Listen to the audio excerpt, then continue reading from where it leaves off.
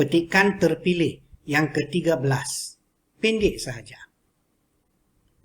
William J. Siegel pernah berkata, manusia tidak merancang untuk gagal, tetapi gagal merancang. Oleh itu, semua pihak yang terlibat perlu merencanakan tindakan-tindakan yang berkesan untuk melahirkan insan cemerlang yang mampu membawa negara ke mercu kejayaan. Menarik kata-kata William J. Siegel ini. Sesungguhnya, manusia tidak merancang untuk gagal. Takkanlah ada sesiapa di sini yang merancang untuk gagal. Memang tak ada. Masalahnya ialah manusia gagal merancang. Dan apabila kita tidak merancang, biasanya kita akan mengalami kegagalan.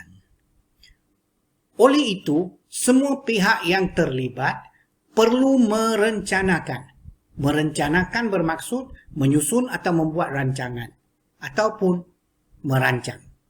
Itu maksudnya merencanakan. Oleh itu semua pihak yang terlibat perlu merencanakan tindakan-tindakan yang berkesan untuk melahirkan insan cemerlang. Insan cemerlang maknanya orang yang berjaya, yang mampu membawa negara ke mercu kejayaan. Mercu menunjukkan kejayaan yang setinggi-tingginya, sebaik-baik kejayaan, ataupun puncak kecemerlangan. Saya ingin berpesan sedikit sebelum kita berpisah. Sebagai seorang guru, saya dapati bahawa banyak pelajar atau banyak orang hanya pandai merancang. Macam-macam rancangan dibuat mereka. Tetapi apa gunanya rancangan kalau tidak disusuli dengan usaha?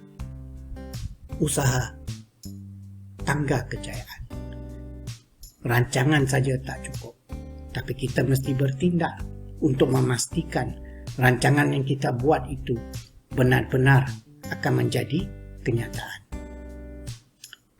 Kadang-kadang pula, setelah kita merancang dengan seteliti mungkin dan setelah berusaha, kita masih tidak dapat mencapai hasrat di hati.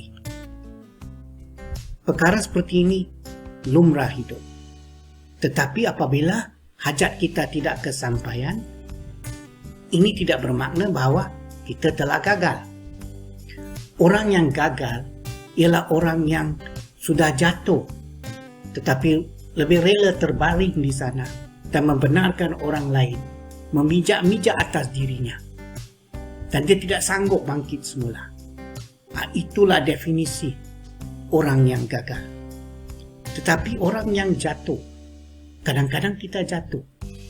Jatuh sahaja, bukan masalah besar. Maka kita bangkit semula. Selagi kita masih berusaha untuk bangkit, kita belum gagal. Jadi, saya tinggalkan satu pesanan kepada semua untuk menghayatinya. Dalam perlombaan hidup, kita mungkin tersungkur. Selagi kita masih berusaha untuk bangkit, kita belum gagal. Kuatkan tekad, teruskan usaha.